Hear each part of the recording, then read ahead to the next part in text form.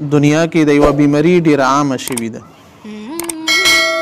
چې هغه ته کرونا وایرس ولا بیماري یي. یو خو دا وي چې بیماري وي، بل دې بیماري و عجیبه غوندې خلکو باندې نفسیتي بیماري هم پیلاو کړې. لکه بیماري دوره زیاته نه وي لکه څوره خلک نفسیتي بیماران وي، خوف ورمنې راغلی وي، هغه د بیماري اثرات ورمنې زیات وي. نو یو به انسان د هغه بیماري نه اثر نه اخلي.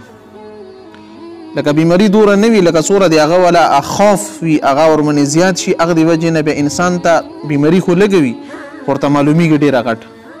یو به سړی د نفسیتي بیماري نه ځان ساتي چې یاره زه نفسیتي بیمار نشم، ایمان نفس منې د بیماري غالبه نشي. او بله دام ده چې نبی صلی الله علیه وسلم فرمایي چې کله کومې علاقې کې وبا شي، عامه وبا راشي، عامه بیماري راشي، نو پکار دغه چې دا خلک د بهر نه ځي، هغه ځای نه، هغه کلي نه، هغه علاقې نه، او بهر والا خلک د هغه کلي علاقې ته دي نه ځي. ویلي چې دې سره لکه بعضې ټیم کې ننه والا راشي بهر ته یا بهر والا راشي ننه، نو دې سره انسان ته تکلیف باعث جوړ شي. او نبی صلی الله علیه وسلم ولا بعضې اعمال دي چې هغه انسان کوي، ډېرو بیماریانو نه الله پاک د هغه انسان ولا الله پاک حفاظت کوي، ډېرو تکلیفونو نه الله پاک د هغه انسان ولا حفاظت کوي.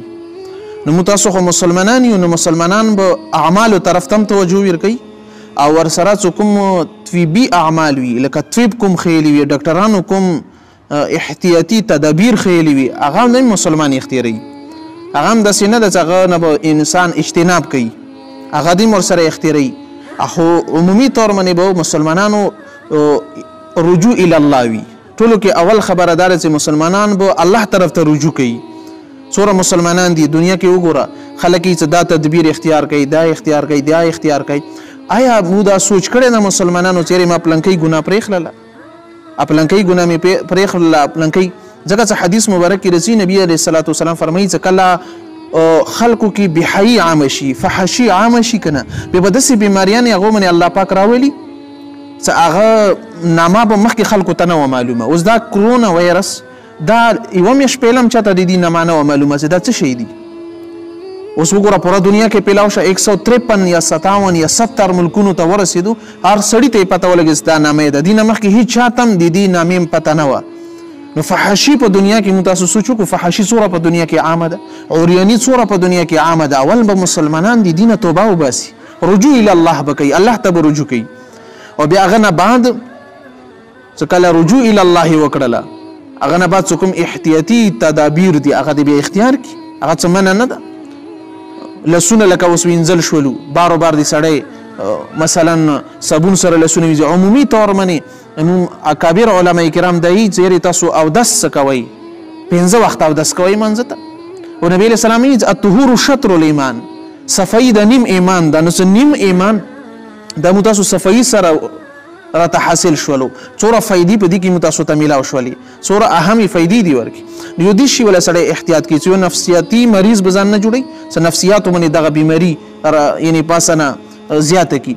او بل د دې وبا څو کومه عامه ده، د دې دپاره یو رجوع الی الله ضرورت ده، الله طرف ته رجوع دي، ګناهونو نه توبه. او بل څو کوم احتیاطي تدابیر دي چې هغه کې احتیاط ته د خلکو دپاره هغه اختیارولی شي. او یو بله مو معاشرې کې یو شی بل ډېر عام شوی، خلک دا خبره کوي اکثر چیرې پلنکي ځای کې خوب لیدلی و، بیا هغه خوب کې داسې چل شوی و څه داسې قرآن را کولاو که، بیا هغه کې نه یو ویښته ده، هغه ویښته څه بیا راواخلي او بیا چې کوم د اوبو کې واچوه، اوبو نه بعد بیا هغه وسکه، کرونا وایرس په دې ختم شي. دې باندې لوی لوی علماو تحقیق وکړلو، هغو سوچ او بیچار ورمنې وکړلو، دا څه حقیقت نه لري. داسې بس خلکو لکه یوه خبره د کرونا سره دام ورسره کړه، چېرې دا ډېرې خبرې دي د یوه ورسره دام ښه ده، څه مکه د وزن یې برابر وي.